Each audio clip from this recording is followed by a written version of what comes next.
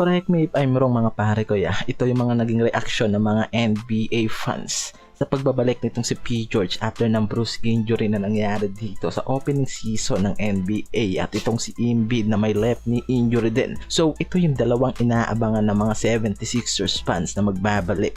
Unahin natin itong si Paul George after nga na mag-sign to ng 4 years max contract dito, included a 212 million contract dito sa kupunan ng 76ers. Pagpasok nga ng preseason ay agad naman tong nakakuha ng injury and unfortunately mula regular game nag-miss na nga agad itong si P. George ng 5 games sa 76ers na malaking kawalan nga raw para sa team na to. After nga ng 2 weeks break nitong si P. George due to Bruce knee injury, ito ngang balitang inilabas na magiging laban nila kontra dito sa Phoenix Suns sa inaasahan na magbabalik na nga raw ito dahil sa naging good condition ng nga raw nito.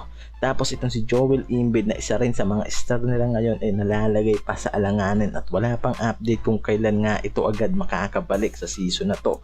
At nalalagay sa alanganin ng buong Philadelphia dahil nga sa ilang weeks na hindi paglalaro nitong si Embiid at hindi talaga totally alam kung anong araw yung injury na iniinda nito. Pwede silang pagbayarin o pagmultahin ng $100,000 kung malalaman nga lang raw na hindi raw talaga naglalaro itong si Embiid at hindi dahilan yung injury niya kaya raw hindi ito naglalaro. Dahil base nga raw sa rules ng NBA Players Participation Policy, pwede nga silang pagmultahin dahil nga sa inconsistent ng player nilang si Embiid. So ngayon nga wala pa nga ilalabas na balita included dito kay Embiid at ang daming mga fans ang nag-aabang sa pagsasama nga nitong si P. George at Embiid sa Philadelphia 76ers. So ngayon nga sobrang napasama ang opening ng regular season dito. Malaking kakulangan ng Philadelphia pagdating sa mga superstar nila. Sila ngayon yung pumapangalawa sa lower rank ng Eastern Conference na may 1-4 win loss at may 2 lose streak sila. Nasa ilalim nila itong Milwaukee Bucks na pinamumunuan ni Giannis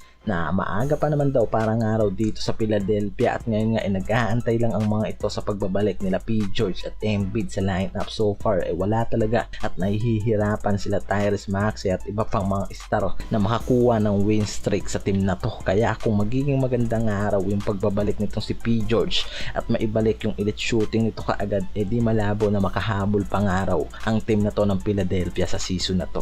So ngayon nga naghahanap ng paraan itong Philadelphia para makabalik sa kanilang track at mas magandang maaga pa nga lang raw makabalik na ang mga ito. At isa nga dyan sa paraan na itong si P. George na kailangan nga raw agad na makarecover at makuha ang timpla ng team na to dahil siguradong malaki ang maitutulong nito para umahon ng Philadelphia dahil kung magpapatuloy at magtatagal ang problema na to para sa team ng Philadelphia 76er pagdating sa roster di malabong lumuwag pa ang mga ito sa Eastern Conference na to. At bago ko tapusin yung video na to, ihingin ko yung sandaling oras mo para suportahan ang aking channel at mag-subscribe at mag-share ng mga video at click mo na rin yung notification bell para maging updated ka sa mga video na ilalabas ko pa about sa NBA.